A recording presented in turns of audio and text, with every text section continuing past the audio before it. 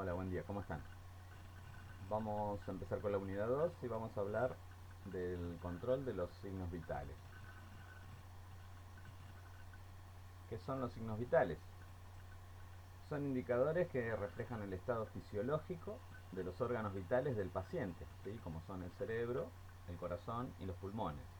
Expresan de manera inmediata los cambios funcionales que ocurren en el organismo del paciente, que de otra manera no podrían ser cuantificados ni cualificados.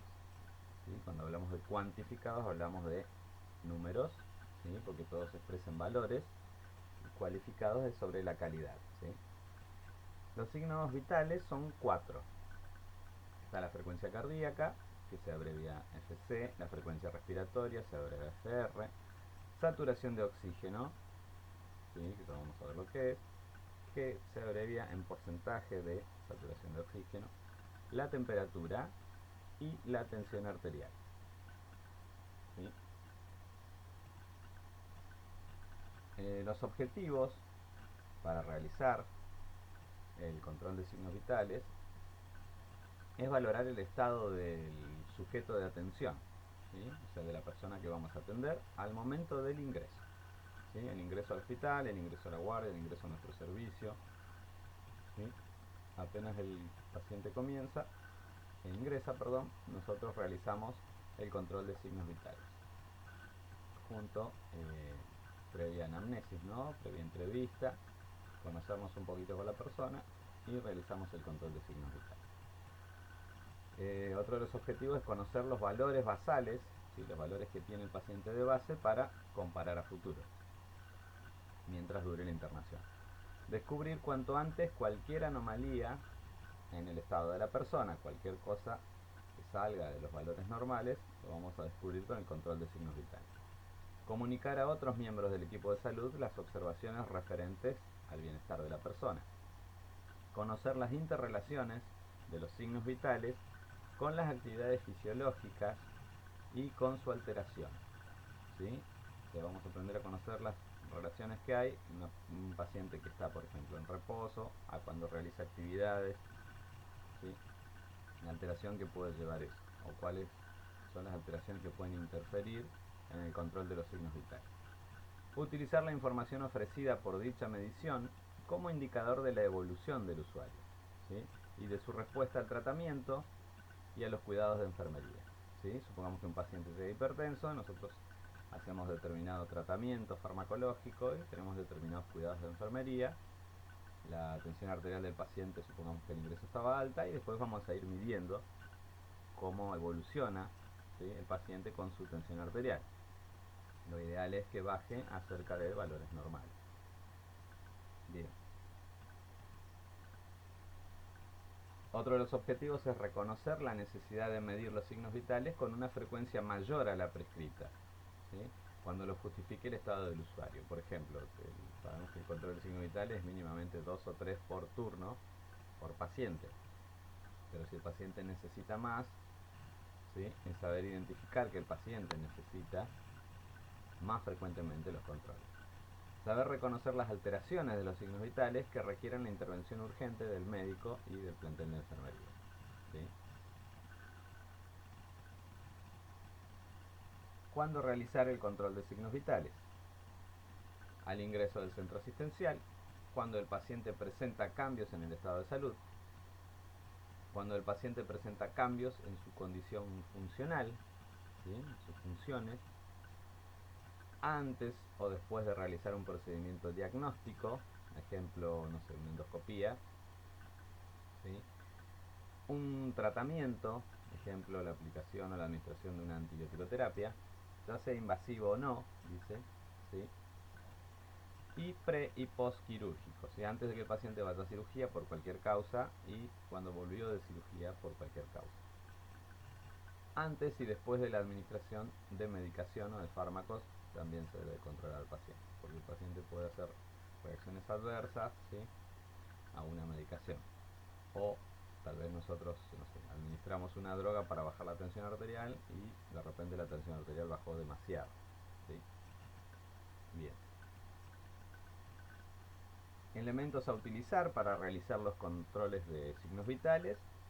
son los que vemos acá en los gráficos, ¿sí? Una bandeja, generalmente son de acero inoxidable, un tensiómetro y estetoscopio, un termómetro, un reloj o cronómetro, ¿sí?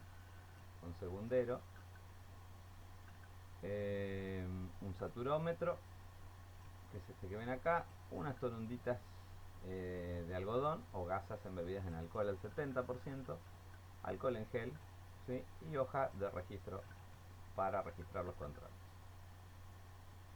¿Cuál es el procedimiento entonces para realizar el control de signos vitales? Lavado de manos principalmente, social, desinfectar con alcohol al 70 cada elemento a utilizar, ¿sí? Todos estos elementos se desinfectan con alcohol al 70, ¿sí? Con una torundita con alcohol al 70. Llevar la bandeja a la unidad del paciente, explicarle el procedimiento, que vamos a realizar el control de signos vitales, ¿sí? Para ver cómo está su estado basal. Se procede a controlar cada signo vital: frecuencia cardíaca, frecuencia respiratoria, la saturación de oxígeno, la temperatura y la tensión arterial. Se desinfecta cada elemento después utilizado, realizamos nuevamente el lavado de manos y registramos, ¿sí? Acá vemos una enfermera tratando de seguramente convencer a la nena para que se realice el control de signos vitales. Obviamente vamos a ir por donde a ella más le gusta. Vamos a controlar primero el oso, después la nena, ¿sí? Bien. Procedimiento. Seguimos con las consideraciones que hay que tener en cuenta en el control de signos vitales. En caso de duda, ¿sí?, de algún signo vital, como por ejemplo la tensión arterial, que no escuchamos bien, la sistólica o la diastólica, ¿sí?, volvemos a repetirlo. Y si seguimos con dudas, consultar al referente, ¿sí?, o a la referente. Se controla en estado de reposo siempre. Si la persona deambuló, debe reposar durante 10 minutos antes de controlarse, ¿sí? Da lo mismo si estamos trabajando en un centro de salud, donde sea. Si tenemos pacientes que vienen caminando para realizarse el control, hay que dejarlo descansar, ¿sí?, mínimamente sentadito en una silla 10 minutos y después recién tomar la tensión arterial. Si no, le va a dar más alta de lo normal, ¿sí?, o baja en caso de que sean pacientes que les baje la presión, como por ejemplo un día de calor. Tener en cuenta que los signos vitales no son aislados, se deben considerar en conjunto, ¿sí?, con el contexto del paciente y teniendo en cuenta las características específicas de cada persona, ¿sí?, así como los factores que influyen, ¿sí? Hay que tener en cuenta al ser completo. No tomamos el control del signo vital solo y aislado. Por ejemplo, si un paciente nosotros tomamos una frecuencia cardíaca de 100, nosotros decimos, este paciente tiene o 101, 102, el paciente tiene la frecuencia cardíaca alterada, pero supongamos que el paciente justo en ese momento estuvo discutiendo, ¿sí?, o se encuentra muy nervioso y demás, va a ser normal para él en ese momento, ¿sí?, pero hay que tener en cuenta el contexto. Bien, vamos a ver ahora los controles de signos vitales uno por uno. Vamos por la frecuencia cardíaca. Es la cantidad de latidos que ocurren en un minuto. Esa es la frecuencia cardíaca. Siempre los controles los vamos a hacer en un minuto, ¿sí? Por eso necesitamos el reloj con el segundero. La onda pulsátil representa el latido cardíaco, que es la cantidad de sangre que entra en las arterias con cada contracción ventricular, ¿sí? En cada eyección del ventrículo sale una onda pulsátil, que es la que nosotros sentimos. Y la adaptación de las arterias, o sea, la capacidad de contraerse y dilatarse. El pulso periférico puede palparse en cualquier zona donde una arteria superficial pueda ser fácilmente comprimida contra una superficie ósea. Imaginemos que esta es la arteria radial, ¿sí? Ahí está el hueso. Nosotros palpamos, acá ejercemos un poco de presión para llegar a tocar la arteria, ¿sí? La arteria la comprimimos con una superficie ósea. La frecuencia normal en un adulto es de 60 a 100 latidos por minuto. Van a encontrar que en algunas bibliografías dicen 60 a 90, pero esto se ha ampliado, ¿sí? Hasta 100 se toma como normal. Les recuerdo que la frecuencia cardíaca en niños o bebés o neonatos es mucho más alta, ¿sí? Es normal. Bien. Factores que influyen. para que se modifique la frecuencia cardíaca es la edad. Es más elevada al nacimiento, ¿sí? Y va disminuyendo con la edad. El sexo después de la pubertad es más lento la frecuencia cardíaca en el hombre que en la mujer. Ejercicio físico aumenta con la actividad física, ¿sí? Ustedes obviamente si necesitan correr vamos a aumentar el gasto cardíaco, por lo tanto necesitamos bombear más sangre a los tejidos para oxigenarlos, ¿sí? Por eso aumenta la frecuencia cardíaca. En los atletas en reposo, ¿sí? Personas, refiero a atletas profesionales en reposo, la frecuencia cardíaca habitualmente está disminuida, ¿sí? Debido al gran tamaño y la fuerza del corazón. Es normal controlar a una persona que hace ejercicio, que es un atleta profesional. En reposo ustedes le toman la frecuencia cardíaca y pueden encontrar que tiene 50 latidos por minuto, ¿sí? Que para una persona normal sería bradicardia, pero para él es una frecuencia cardíaca normal. Por eso decimos que siempre hay que tener en cuenta el contexto, ¿sí? Bien. ¿Por qué? Porque su corazón está dilatado, ¿sí? Y eyecta con más fuerza, entonces no necesita tener 70, 80 de frecuencia cardíaca para oxigenar los tejidos, ¿sí? Con esa frecuencia que tiene alcanza. Fiebre aumenta por la vasodilatación periférica, ¿sí? Cuando tenemos fiebre el calor hace que los vasos se dilaten, ¿sí? Entonces aumenta la frecuencia cardíaca, ¿sí? Esto es secundario al ascenso entonces de la temperatura. Medicamentos, algunos pueden aumentar y otros pueden disminuirla, ¿sí? Hay medicamentos cardiotónicos que se dan para la hipertensión o para un paciente que es cardiópata, que disminuyen la frecuencia cardíaca, ¿sí? Hemorragias, las pérdidas de sangre superiores a 500 mililitros, o sea medio litro, aumenta la frecuencia cardíaca. La taquicardia es un signo, ¿sí? De esto, de la hemorragia. Estado emocional, el miedo, la ansiedad, el dolor pueden aumentar el sistema nervioso simpático, ¿sí? Y esto hace aumentar la frecuencia cardíaca. Bien, estos son los factores que influyen. Vamos a las características de la frecuencia cardíaca, las características del pulso. Se puede valorar teniendo en cuenta la mnemotecnia FRITAS, ¿sí? Sí, así tenemos, este sería nuestro machete, digamos, ¿sí? Estas son las características de la frecuencia cardíaca o del pulso. La F de frecuencia, la R de ritmo, la I de intensidad, la T de tensión, la A de amplitud y la S de simetría. Por eso es la mnemotecnia FRITAS. Bien, la frecuencia, ya lo dijimos, es la cantidad de latidos que ocurren en un minuto. El ritmo es el intervalo de tiempo entre cada pulsación, ¿sí?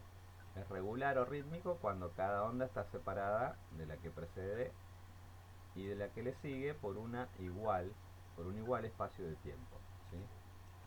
Si esto no sucede, el pulso es irregular o arrítmico o disrítmico también se dice, ¿sí? Entonces el ritmo es como un compás de música, chicos, ¿sí?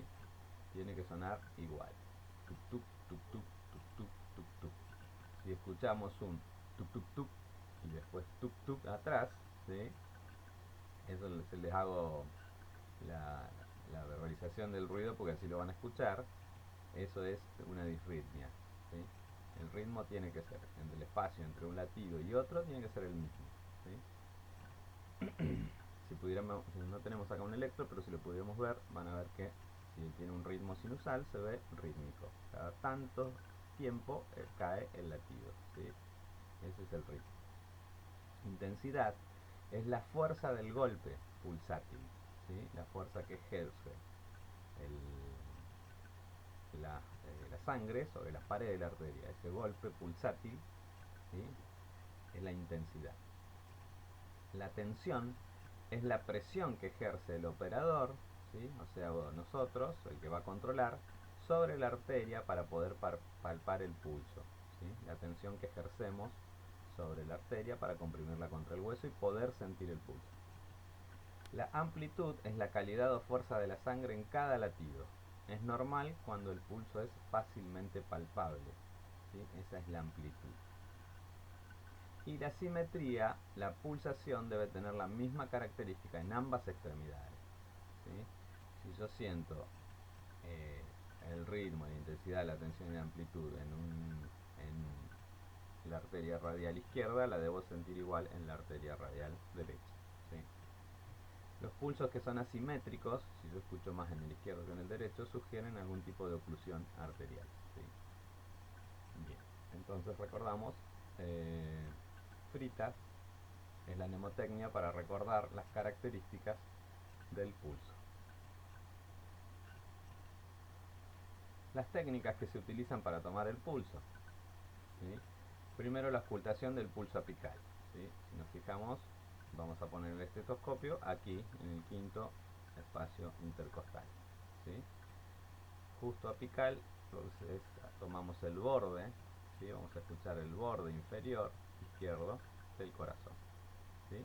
Ahí está la pica. Acá nos muestra las cavidades, aurícula y ventrículo izquierdo, aurícula y ventrículo derecho. Bien, se realiza con un estetoscopio, se localiza en el foco apical o mitral, en el quinto sexto espacio intercostal de la línea media clavicular, ¿sí? Ahí, esta es la clavícula, la línea media es ahí. ¿Sí? Se coloca el estetoscopio en ese lugar, se cuenta la cantidad de latidos por minuto con reloj, valorando las características del mismo. ¿Sí? Las características son las que vimos anteriormente, el ritmo, la frecuencia, ¿sí? La amplitud. Principalmente acá vamos a escuchar el ritmo y la frecuencia, porque estamos con un estetoscopio y no estamos pulsando una arteria.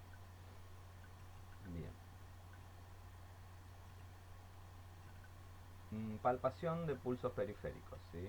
Otra forma de, acá veíamos la forma a través del estetoscopio de la auscultación del pulso, ahora vamos con la palpación de pulsos, pero estos son periféricos. Fíjense, acá tenemos la palpación del pulso radial y acá tenemos la palpación del pulso carotídeo. Bien, localizamos una arteria que queremos palpar, ¿sí? Palpar la arteria con la porción distal de los dedos índice y mayor, ¿sí? Fíjense, haciendo leve presión sobre la misma. Contar la cantidad de pulsaciones por minuto con reloj, valorando las características. ¿Sí? Acá sí valoramos las 5 o 6 características de la frita. Bien. Pulsos. El temporal, que es el que está acá, ¿sí? Se palpa sobre el hueso temporal en la región lateral de la frente, desde la ceja al cuero cabelludo. Desde la ceja al cuero cabelludo, ahí vamos a encontrar la arteria temporal. ¿Sí? Es una pequeña arteria. Carotidio, parte lateral del cuello, entre la tráquea y el músculo esternocleidomastoideo. ¿Sí? Entre la tráquea y el esternocleidomastoideo, en la fosa que queda, ahí se encuentra la arteria carótida. No se debe ejercer excesiva presión porque produce disminución de la frecuencia cardíaca e hipotensión. ¿Sí? Ahí se encuentran unos receptores que cuando nosotros los estimulamos, baja la frecuencia cardíaca y baja la tensión arterial. Por eso no hay que comprimirlo tanto ni masajearlo. Tampoco se palpan a ambos lados a la vez, no vamos a tomar el pulso con ambas manos en ambas arterias, ¿sí? Porque cortamos el flujo sanguíneo al cerebro. ¿Sí? Tenemos que tomar en uno solo, no en ambos. Braquial, ¿sí? Vemos acá el braquial, ¿sí? Es ese pulso, se palpa en la cara interna del bíceps o zona media del espacio anticubital. ¿Sí? Es el pulso que vamos a utilizar después para tomar la tensión arterial. ¿Sí? Bien. Radial se palpa realizando suave presión sobre la arteria radial en la zona cercana al radio, ¿sí? En la cara interna de la muñeca. Vemos acá el pulso radial, ¿sí? No se toma en el medio, sino en el lateral. ¿Sí? Bien. Femoral se palpa en la arteria femoral localizada debajo del ligamento inguinal. Vamos a verlo ahí, ¿sí? Justamente ahí. Acá tenemos la fosa ilíaca, ¿sí? Abajo de la fosa ilíaca, abajo de la ingle, encontramos la femoral. Bien. Popliteo se palpa realizando fuerte presión sobre la arteria poplitea por detrás de la rodilla en la fosa poplitea. ¿Sí? Justamente atrás de la rodilla está la zona poplitea. ¿Sí? Acá en la muestra, pero imaginémonos que tiene que ir por detrás, ¿sí? No en la rodilla, atrás de la rodilla, en el hueco que queda en la zona poplitea. Y 7 es el pedial, ¿sí? O pedio. Se palpa la arteria dorsal del pie sobre los huesos de la parte alta del dorso del pie, o sea, en el empeine, en la parte de arriba del empeine, ¿sí? Vamos a palpar la arteria pedia. Se llama arteria dorsal. Bien. Esos son los pulsos, donde podemos tomar los pulsos. En cualquiera de estos lugares podemos tomar los pulsos, ¿sí? Nosotros habitualmente tomamos el pulso radial, ¿sí? Cualquier paciente que no tiene ninguna urgencia, el pulso lo tomamos radial. Cuando no se encuentra este pulso radial, ¿sí? Tomamos habitualmente el pulso carotidio, ¿sí? Y es el pulso que se utiliza también para las urgencias, ¿sí? Como el paro cardiorrespiratorio. El pulso que se toma es el carotidio, porque es uno de los más fuertes junto con el femoral, ¿sí? Pero el radial puede ser que no esté presente cuando un paciente tiene hipotensión severa o hipoperfusión, ¿sí? Por ejemplo, en un shock hipovolémico, estos pulsos se pierden, ¿sí? Los pulsos distales, como el radial, como el pedio, popliteo, esos pulsos se pierden, ¿sí? Porque son periféricos, ¿sí? La sangre, acuérdense que en las urgencias se van los órganos más nobles y principales, que son corazón, pulmón, cerebro. Entonces el resto de los tejidos no es que se quede sin irrigación, pero sí con menor irrigación, entonces se pueden perder esos pulsos. Bien. Terminología, estos valores están tomados en frecuencia cardíaca en pacientes adultos, ¿sí? Recuerden que los niños y los bebés y neonatos tienen una frecuencia cardíaca más alta. Eucardia o normocardia se llama a la frecuencia cardíaca normal entre 60 a 100, controlada desde el pulso apical o pulso central, ¿sí? Entonces con el estetoscopio decimos que el paciente está eucárdico o normocárdico. Eufigmia o normofigmia es la frecuencia cardíaca normal de 60 a 100, pero controlada desde los pulsos periféricos, ¿sí? Es lo mismo, ambos tienen un pulso normal entre 60 y 100, pero desde el lado que lo controlemos va a ser el nombre que reciba, ¿sí? Si lo controlamos de pulsos periféricos, decimos que el paciente está normofígmico o eufígmico. Si lo controlamos con el estetoscopio, decimos que está eucárdico o normocárdico, ¿sí? Bien. Bradicardia es una frecuencia menor a 60, ¿sí? Bradifigmia es una frecuencia menor a 60 controlada desde pulsos periféricos, ¿sí? Si yo, para decir que tiene bradicardia, es o porque lo vi en el monitor o porque lo oculté, ¿sí? Si yo digo que está bradifígmico es porque le tomé el pulso periférico, ¿sí? Radial o cualquiera, y digo que que está menor a 60. Taquicardia, lo mismo, si tiene mayor de 90 o 100, ¿sí? Y taquifigmia, si tiene mayor de 90 o 100, ¿sí? De pulsos periféricos. Bien. Frecuencia respiratoria, vamos a pasar al otro control, ¿sí? Decimos que es la frecuencia respiratoria, es la cantidad de ciclos respiratorios que se producen en un minuto, ¿sí? El ciclo respiratorio comprende la fase de inspiración y la de expiración. El valor normal de un adulto es de 12 a 20 respiraciones por minuto, ¿sí? Acá vemos la fase de inspiración, ¿sí? Como todo el tórax, ¿sí? Se eleva y se infla, ¿sí? Al ingresar el aire, se expanden los pulmones, ¿sí? Hay contracción de los pectorales menores, ¿sí? Contracción de los músculos intercostales. Estos se contraen hacia adelante y hacia atrás para expandir el tórax, ¿sí? Y también hay descenso del diafragma, ¿sí? Entonces, el diafragma baja, estos músculos se contraen para expandir el tórax, ¿sí? Y se expanden los pulmones. Eso pasa en la fase inspiratoria. En la fase expiratoria es todo lo contrario. El aire sale, el diafragma se eleva y estos músculos que acá hicieron una contracción para ampliar la caja torácica, acá se relajaron, ¿sí? Los intercostales se relajan, los pectorales menores también se relajan, ¿sí? Esta fase de inspiración y expiración es un ciclo, ¿sí? Respiratorio. Bien. Factores que influyen en la respiración. la edad es más elevada también la frecuencia respiratoria de nacimiento y va disminuyendo con la edad. El ejercicio físico aumenta la actividad física debido al aumento del metabolismo, ¿sí? Nosotros al hacer actividad física quemamos más calorías, aumentamos el metabolismo, aumentamos la demanda de sangre, ¿sí? Y también aumentamos la demanda de oxígeno. Temperatura ambiente aumenta o disminuye la frecuencia respiratoria, ¿sí? Si hace mucho frío o mucho calor, aumenta. Medicamentos, algunos pueden aumentarla, ¿sí? A la frecuencia respiratoria o disminuirla. También hay fármacos para bloquearla, ¿sí? A la respiración espontánea. El sueño disminuye la respiración, ¿sí? Cuando uno está descansando y en reposo llega a los límites inferiores, llega a 12 o cerca de 12. Estado emocional, el miedo, la ansiedad, el dolor pueden aumentar también el sistema nervioso simpático, aumentando la frecuencia respiratoria, ¿sí?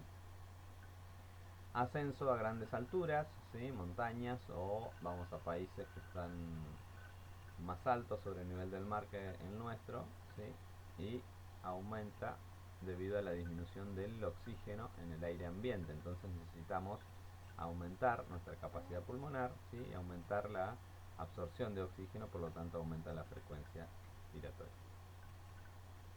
Bien, técnicas que se utilizan para controlar la respiración. Primero la inspección, que es visual, observar la simetría del tórax y cómo se expande, ¿sí? Y contar la cantidad de movimientos respiratorios en un minuto con reloj, ¿sí? Acá no es necesario tocar al paciente, ¿sí? Estamos haciendo solamente una inspección. Auscultación, colocar el estetoscopio sobre una de las bases pulmonares, pedirle al paciente que respire normal y que no hable, contar cuántos ciclos respiratorios ocurren en un minuto con reloj, como está haciendo acá, ¿sí? Comparar ambos campos pulmonares en busca de ruido, ¿sí? De paso, hacemos parte de nuestro examen físico, comparamos primero en un pulmón, después en el otro, ¿sí? Bien. La tercera técnica es la palpación, colocar la palma de la mano sobre el tórax, ¿sí? Si el paciente conviene que esté acostado o semisentado, contar la cantidad de movimientos respiratorios que se ejercen en un minuto con el reloj. Si se realiza esta técnica debe hacerse inmediatamente después de tomar la frecuencia cardíaca, ¿sí? Lo mismo que esta técnica de inspección, ¿sí? Y habitualmente se hace a continuación de la frecuencia respiratoria sin que el paciente se dé cuenta que lo estamos haciendo, porque el paciente, si se da cuenta, puede alterar voluntariamente su respiración, ¿sí? Si ustedes le dicen, a ver, ahora le voy a controlar la respiración, el paciente la puede modificar a gusto porque sabe que estás controlando eso, ¿sí? No es que lo haga por malicia, pero sin querer él va a estar concentrado en su respiración porque va a saber que estás controlando su respiración, ¿sí? Entonces se va a modificar porque no va a ser ya natural, ¿se entiende? Entonces, si colocamos la mano sobre el tórax en la palpación, o si hacemos la observación del tórax, ¿sí? Siempre conviene hacerlo a continuación de controlar la frecuencia cardíaca. Ustedes controlan, toman el pulso al paciente, ¿sí? Radial, controlan ese pulso, se toman un minuto y a continuación, sin decirle al paciente, pueden mirar el tórax, ¿sí? O poner la mano sobre el tórax y controlar la frecuencia respiratoria. Bien. Terminología que se utiliza hablando de frecuencia respiratoria, ¿sí? Acuérdense que los valores que tomamos son en adultos. La eupnea es la respiración normal, o sea, de 12 a 20 por minuto. La bradipnea es la frecuencia respiratoria inferior a 12 por minuto. Taquipnea, frecuencia superior a 20 por minuto. Es una respiración, ¿sí? Superficial y rápida la taquipnea. Si hablamos de hiperpnea, es una frecuencia mayor a 20, igual que la taquipnea, pero es una respiración profunda y rápida, ¿sí? La taquipnea es superficial, la hiperpnea es profunda. Y la disnea es la dificultad o esfuerzo para respirar, ¿sí? Acá vemos, lo graficamos como si fuera un electro en la frecuencia cardíaca, también se puede graficar la frecuencia respiratoria. Fíjense, en la eupnea, ¿sí? Es todo rítmico, a la misma profundidad, ¿sí? Y dentro de 12 a 20. Fíjense, la hiperpnea es una respiración profunda, ¿sí? Si bien es rítmica, pero es profunda y rápida. ¿sí? La taquipnea, ¿sí? También es rápida, pero es superficial. Fíjense, esta es la profundidad. La onda, el pico de la onda es la profundidad. Bradipnea es una frecuencia cardíaca lenta, respiratoria lenta, ¿sí? Con una profundidad media, ¿sí? Como en la apnea. Fíjense, la altura del pico es similar, ¿sí? Esto se puede dar en un paciente en reposo o también en alguna alteración, pero está rítmica igual. La apnea, ¿sí? Se puede dar apenas un pequeño pico y después nada. La apnea es ausencia de respiración. Ahora lo vamos a ver. Seguimos con la teoría, después volvemos al gráfico. Apnea es ausencia de los movimientos respiratorios, si el paciente no está respirando, ¿sí? Las apneas prolongadas van a llevar a un paro respiratorio, ¿sí? Tiraje es, cuando hablamos de tiraje hablamos de obstrucción en la inspiración, ¿sí? Por cualquier causa, puede ser una broncoaspiración, puede ser una neumonía, puede ser un edema agudo del pulmón, puede ser un broncoespasmo, cualquier causa que tenga obstrucción en la respiración. Los músculos accesorios de la respiración traccionan hacia arriba y hacia atrás aumentando el diámetro del tórax, ¿sí? Dentro de los músculos accesorios de la respiración, volvemos acá, fíjense el grafiquito que les mostré anteriormente, ¿sí? Los músculos intercostales, ¿sí? Son músculos accesorios de la respiración, ¿sí? Y los pectorales menores, que son estos, también actúan, ¿sí? También va a actuar el diafragma. Todos estos músculos que actuaban pasivamente, ¿sí? Van a actuar activamente en un tiraje, ¿sí? Bien, volvemos acá. Traccionan hacia arriba y hacia atrás, aumentan el diámetro del tórax. La respiración de Kussmaul es rápida, mayor a 20, es profunda, suspirante, ¿sí? Como si sonara como suspiro, y sin pausas. Si vamos al gráfico, respiración de Kussmaul, ¿sí? Es profunda, es rápida y suspirante, ¿sí? Respiración de Jane Stock, hiperpnea, que se combina con intervalos de apnea, ¿sí? Tenemos una hiperpnea, ¿sí? Que va decreciendo, ¿sí? Va increciente y después decreciente, ¿sí? Después periodos de apnea y después vuelve, ¿sí? Superficial, superficial, profunda, superficial, superficial y vuelve con la apnea. Ese es de Jane Stock. Son respiraciones particulares que se dan en diferentes patologías que van a ver más adelante, ¿sí? Respiración de Biot, extrema irregularidad en la frecuencia, ritmo y profundidad de las respiraciones. A ver, la respiración de Biot es acá, es bastante irregular, ¿sí? Fíjense que no tiene un compás como tienen estas, ¿sí? Es profunda, de repente es superficial, apnea, ¿sí? Profunda, superficial, apnea, la respiración de Biot, o atáxica también se llama. Bien, ahí vemos la frecuencia respiratoria y ligada a la frecuencia respiratoria vemos la saturación de oxígeno, ¿sí? ¿Qué es? Es la cantidad de oxígeno disponible en el torrente sanguíneo, se mide con un oxímetro de pulso o el saturómetro y se expresa en porcentaje, ¿sí? De oxígeno. La saturación de oxígeno se puede ver alterada antes que los otros signos, ¿sí? Siendo uno de los indicadores más tempranos de la hipoxia. Si yo quiero saber si el paciente está hipóxico, no lo hago a través de la auscultación. Con la auscultación lo voy a sospechar, pero el que me va a dar la certeza va a ser el saturómetro. Los glóbulos rojos contienen hemoglobina, ¿sí? Que es una proteína, se abrevia HB corta, pero justo acá en el Power no se puede poner la B corta, así que se pone todo con B larga, pero es HB corta, B larga, pero no mayúscula, minúscula, ¿sí? La cual puede transportar hasta 4 moléculas de oxígeno saturado de oxígeno. Entonces, el glóbulo rojo contiene la hemoglobina que puede transportar hasta 4 moléculas. Ahí se dice que la hemoglobina o el globulito rojo está saturado de oxígeno. Una persona sana, respirando a niveles del mar, ¿sí? Porque si recordamos, se ve alterado si el paciente está a grandes alturas, como en una montaña, o por ejemplo si viajaste, no sé, a Perú, a Bolivia, ¿sí? Que es más alto, lugares más altos, pero si estamos a nivel del mar, saturamos entre 95 y 100, ¿sí? Esa es la saturación normal en un adulto. Bien. Eh, Vamos al procedimiento. Vemos los sitios anatómicos del control de la saturación de oxígeno. ¿Dónde tomamos la saturación de oxígeno? ¿Dónde ponemos el saturómetro? Y vamos a ver que vamos a ver distintos tipos de saturómetros, ¿sí? En los dedos de las manos, ¿sí? Que el ejemplo en un adulto o niño es este, ¿sí? Que por ahí es el saturómetro que ustedes más pueden ver o conocer. Dedos de los pies, ¿sí? O en el pie, en el neonato, ¿sí?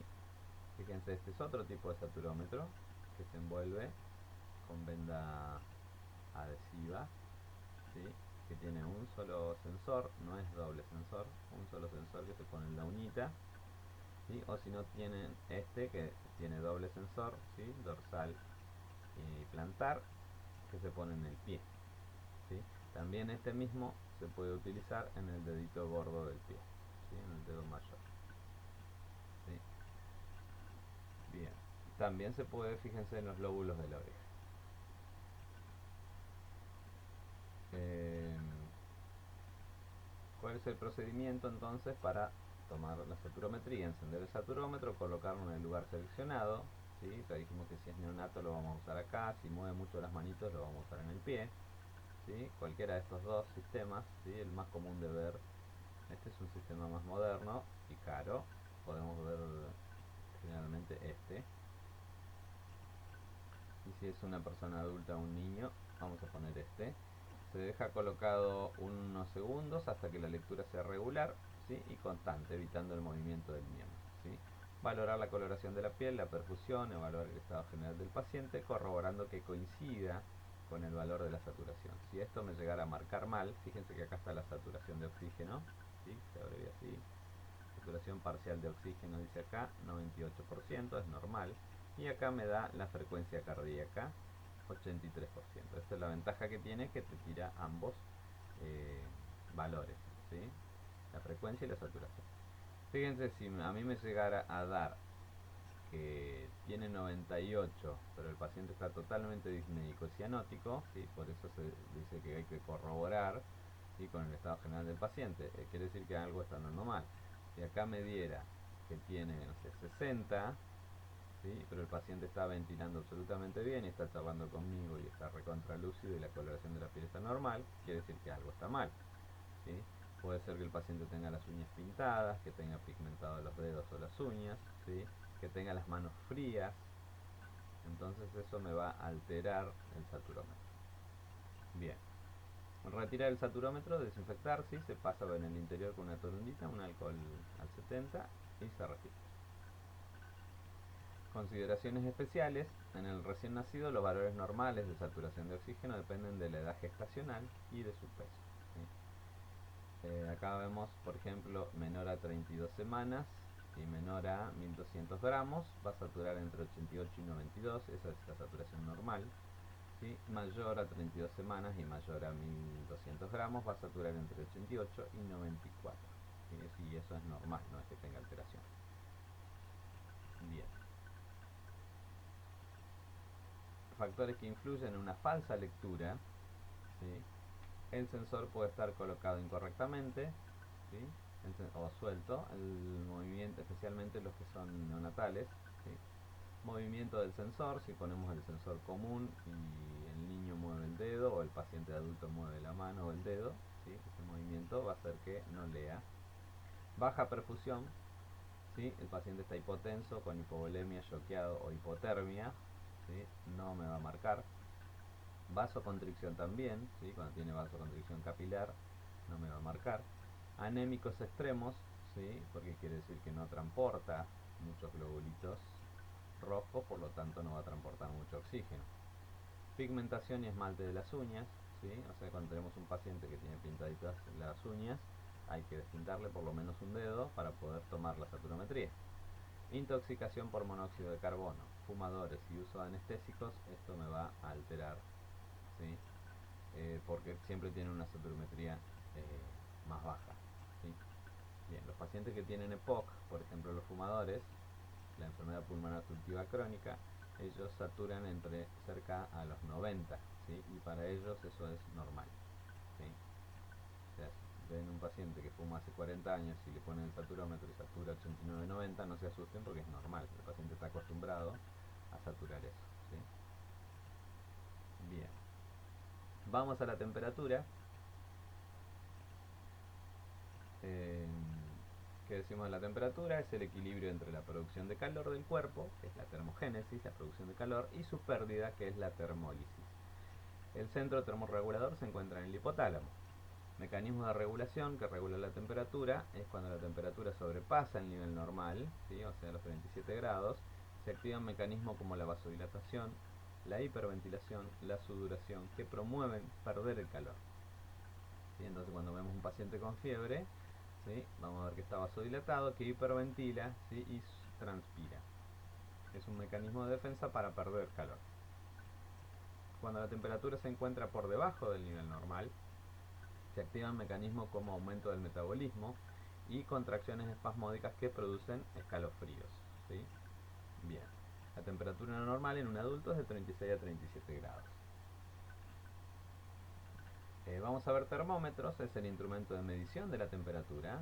Tenemos los de mercurio que ya están en desuso por el riesgo de contaminación, ¿sí? Y la toxicidad del mercurio, ¿sí? Eh, Generalmente son de vidrio, todavía quedan igual y todavía se siguen vendiendo, aunque se prohibieron en algunos países, a partir del 2009 ya se prohibieron, pero por ahí se siguen usando, porque son baratos. Son de vidrio graduado con mercurio en su interior, demora entre 3 a 5 minutos en dar el valor, ¿sí? Los que lo reemplazaron al de mercurio son los de Galinstano, ¿sí? Que eh, es otro mineral, ¿sí? No es como el mercurio, también es un mineral líquido, pero es una aleación de metales, ¿sí? El galinstano reemplazó al de mercurio, es de plástico graduado con galio, ¿sí? Indio y estaño. Esos tres componentes metálicos líquidos posee en su interior. Demora 3 minutos el de galinstano. Este es el que más común, el que van a ver ahora en las farmacias, ¿sí? Eh, Otro tipo de termómetros son el digital, que también es muy común de ver, ¿sí? Registra la temperatura corporal a través de un sensor de calor eléctrico, ¿sí? Demora 60 segundos habitualmente, ¿sí? El de oído, ¿sí? Que también es digital, pero tiene un escáner infrarrojo, demora un segundo, ¿sí? Lo introducimos en el oído y demora un segundo. Y el de frente, que hay que apoyarlo, ¿sí? También es digital electrónico y demora 5 segundos. Bien, esos son los termómetros. Sitios anatómicos de control de temperatura, o sea, dónde vamos a tomar la temperatura. Axila, ¿sí? Se utiliza termómetro de Galistano o digital. En la boca se utiliza termómetro de Galistano o digital también. En el oído se utiliza únicamente el de oído, que es el digital infrarrojo. En la frente se utiliza únicamente el de la frente, que es digital electrónico. Y en el recto se puede utilizar el termómetro de Galistano o termómetro digital, ¿sí? Bien. Factores que influyen en la temperatura son la edad, los neonatos y niños son más susceptibles a variaciones climáticas, ¿sí? En los ancianos la pérdida de calor se da por pérdida de grasa subcutánea, dieta inadecuada, cese de actividad y disminución de los controles termorreguladores del sistema nervioso, ¿sí? Entonces por eso se puede modificar la temperatura. Generalmente son más friolentos, ¿sí? Ejercicio por aumento de la producción de calor, va a variar la temperatura. Hormonal en las mujeres, que la progesterona secretada durante la ovulación aumenta la temperatura corporal, ¿sí? Estrés, la estimulación del sistema nervioso simpático aumenta el metabolismo, por lo tanto también se aumenta la producción de calor. Y en el medio ambiente, las variaciones extremas de temperatura ambiental alteran los sistemas termorreguladores del sistema nervioso, ¿sí? Bien, esos son los factores que influyen a tener en cuenta cuando se toma la temperatura. Procedimiento: se desinfecta el termómetro que se va a utilizar. Si es de Galistano, agitarlo, ¿sí? Porque es como el de mercurio, hay que agitarlo para que llegue hasta 35 grados y después recién ahí se coloca. ¿sí? Si ustedes lo dejan sin agitar, le va a marcar, va a tener el termómetro la última temperatura que marcó.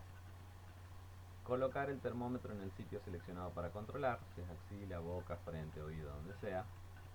Si es oral, se coloca sublingual bajo la lengua y se le indica a la persona que cierre la boca y mantenga los labios apretados, que respire por nariz hasta que termine el procedimiento, ¿sí? Si es axilar, la axila debe estar seca, o sea que si está el paciente transpirado, la axila mojada debe estar seco primero, antes de controlarlo, si no va a variar. Una vez colocado el termómetro, se le indica a la persona que mantenga el brazo apretado al cuerpo hasta que termine el procedimiento. Si es rectal, colocarse guantes previamente, lubricar el termómetro, ¿sí?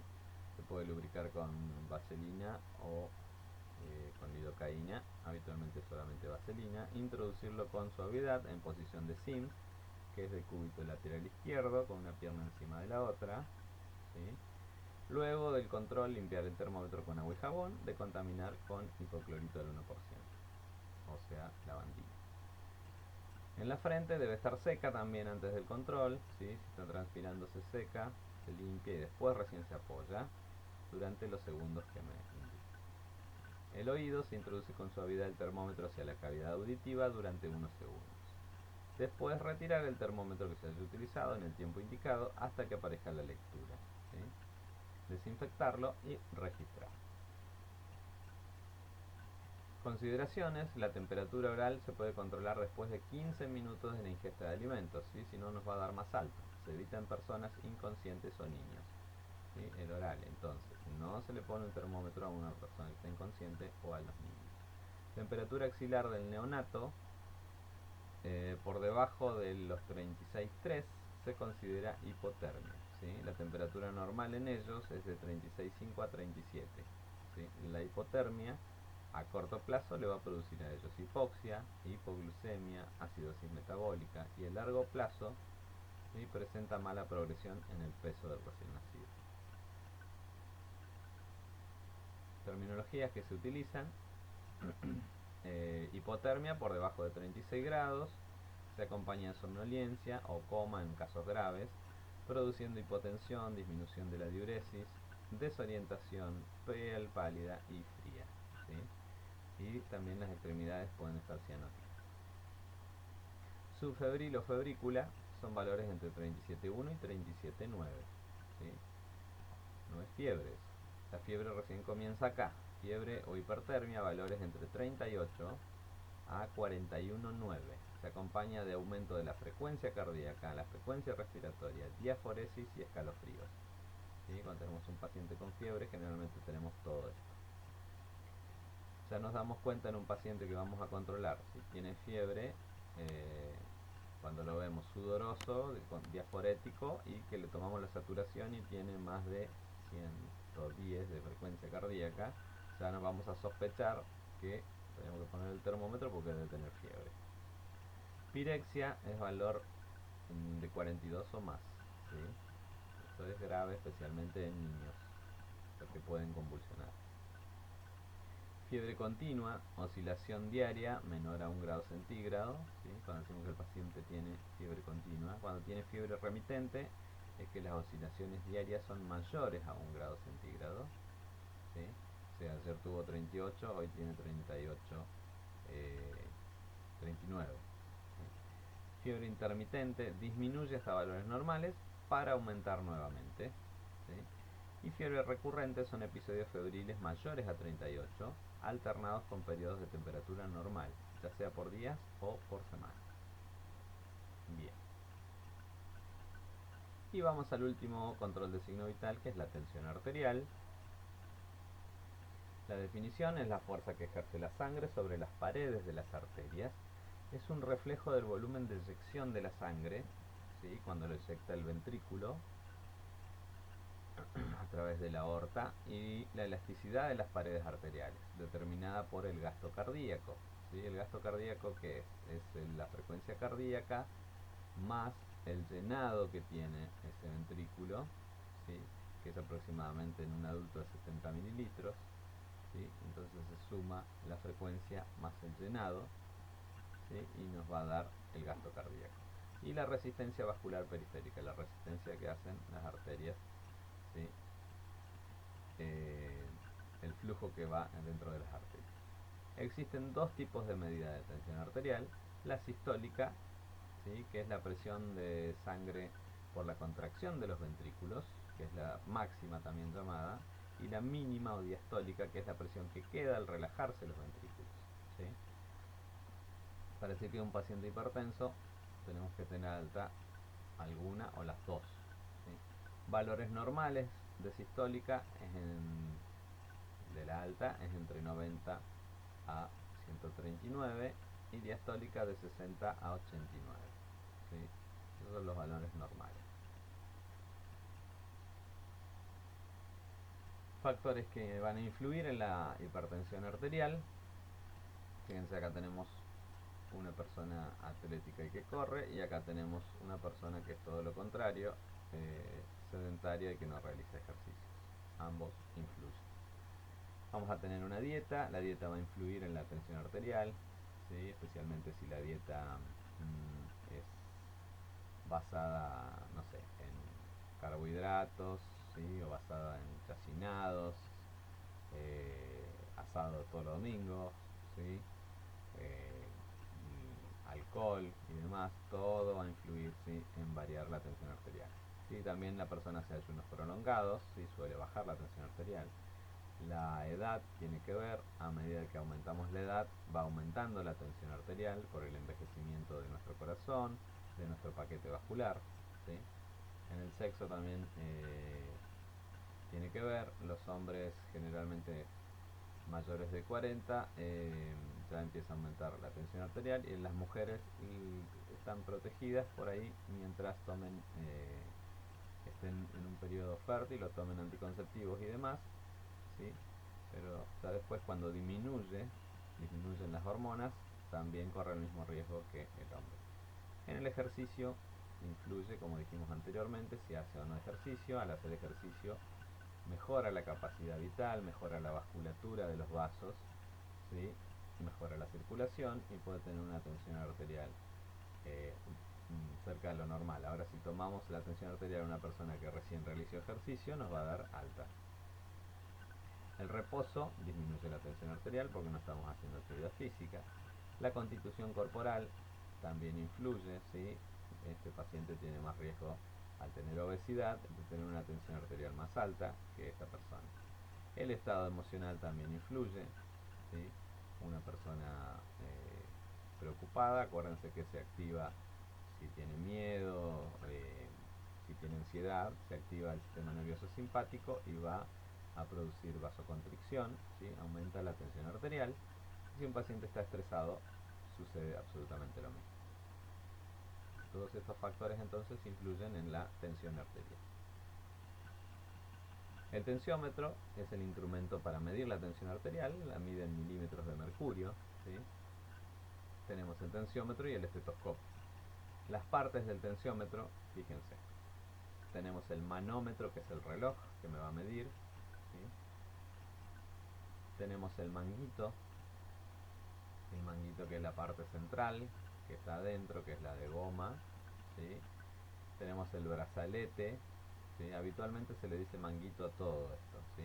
Pero el manguito es la parte de goma, el brazalete es la parte de tela, ¿sí? Esto es la goma que se infla dentro.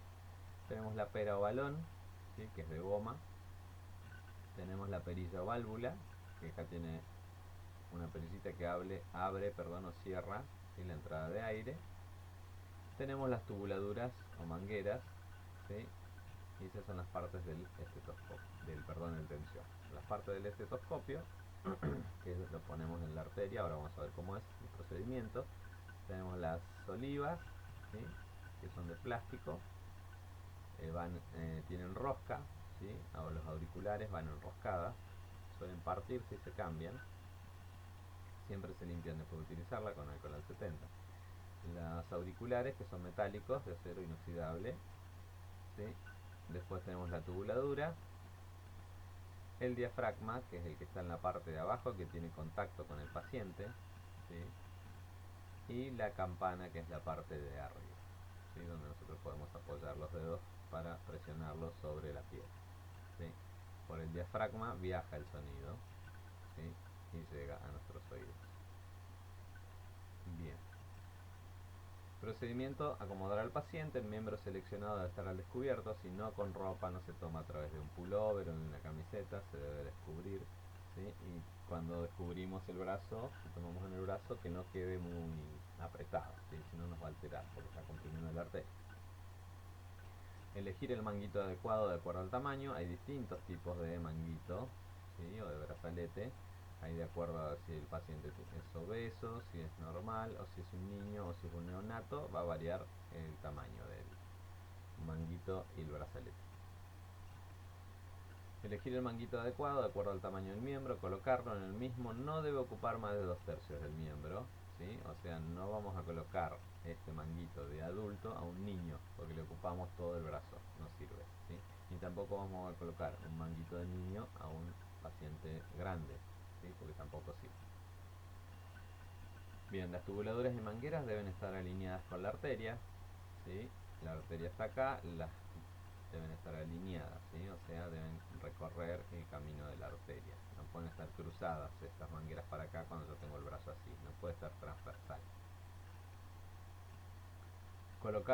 Localizar por palpación el latido de la arteria seleccionada, lugar por donde se colocará la membrana del estetoscopio. Fíjense acá, yo voy a tomar la presión arterial en el pie porque los brazos o los tiene lastimados o no los tiene, o los tiene operados o tiene una fístula, lo que fuera. Entonces tomo en el pie. En el pie busco la arteria dorsal, o la arteria es el pulso pedial, que se llama pedio, ¿sí? Y ahí insuflo. Fíjense acá, busqué la arteria braquial. Bien, entonces, localizar por palpación el latido de la arteria, el lugar donde se colocará la membrana del estetoscopio. Siempre hay que buscar primero la arteria, chicos. Si ustedes no buscan la arteria, no van a poner el estetoscopio en cualquier lugar y después cuando tomen la presión no van a escuchar absolutamente nada. Por eso primero palpen la arteria y donde la escucharon, ahí se pone el estetoscopio. Cerrar la válvula de la pera e insuflar hasta 200 milímetros de mercurio aproximadamente, ¿sí? Hay una técnica que dice que pasado el latido, el último latido, insuflar 30 miligramos más, pero insuflen hasta 200 y no le van a errar, ¿sí? Deben insuflar y abrir la válvula muy lentamente, dejando salir el aire hasta escuchar el primer latido, observando en el manómetro el valor en donde se produjo, ¿sí? Entonces, inflamos, ¿sí?, la válvula y lentamente va a ir descendiendo la aguja del manómetro y vamos a escuchar el primer latido. Ese primer latido es la máxima, ¿sí?, o la tensión arterial sistólica. Seguimos desinflando el manguito y vamos a ver que escuchamos un último latido y después ya no escuchamos más nada. Ese último latido fue la diastólica o mínima. Y eso es todo, y acomodamos al paciente, ¿sí? Fíjense, nosotros insuflamos hasta 200, que es más o menos por acá. Después abrimos la valvulita esta y empieza a descender la aguja suavemente. Si la abrimos de golpe, esto desciende de golpe, y no escuchamos absolutamente nada porque no alcanzamos. Entonces tiene que ir despacito. Vamos a escuchar el primer latido por acá, el otro latido por acá. Y esa es la máxima y la mínima. Consideraciones: el estetoscopio no debe colocarse abajo del manguito porque nos va a variar la tensión arterial, que es algo común que hacen los enfermeros y está mal. El manguito demasiado suelto altera los valores también, ¿sí?, cuando no lo ajustamos bien. Porque se va a hiperinsuflar el manguito.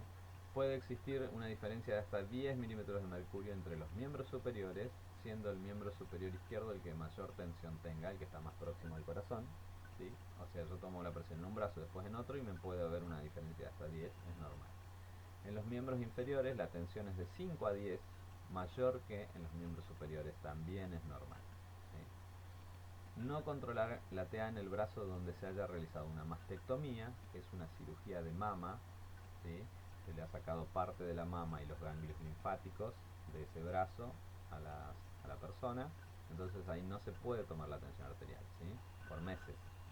O donde hubiera una fístula arteriovenosa en un paciente que se hace diálisis, ahí no se puede tomar nunca, ¿sí? Y evitemos, salvo que sea muy necesario, pero si el paciente tiene una venoclisis de ese lado, esto significa venoclisis, ¿sí? O un suero, tampoco se debe tomar la presión en ese brazo, ¿sí? Terminología que se utiliza es hipertensión arterial, se abrevia HTA, cuando vean HTA es hipertensión arterial, que es la tensión arterial sistólica superior a 139 milímetros de mercurio y la tensión arterial diastólica o mínima, y esta es máxima, mayor a 89 milímetros de mercurio, ¿sí? Hipotensión arterial, que es lo contrario, es una tensión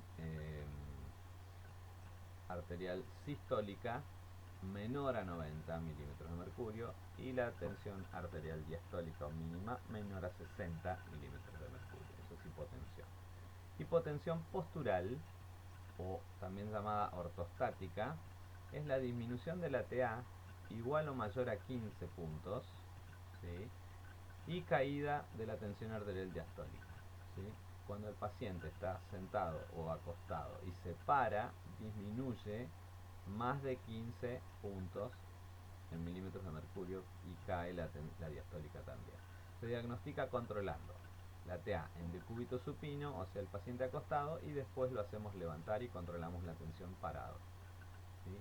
Si cae por debajo de 15, ¿sí?, milímetros de mercurio, estamos hablando de que el paciente sufre de hipotensión postural, ¿sí?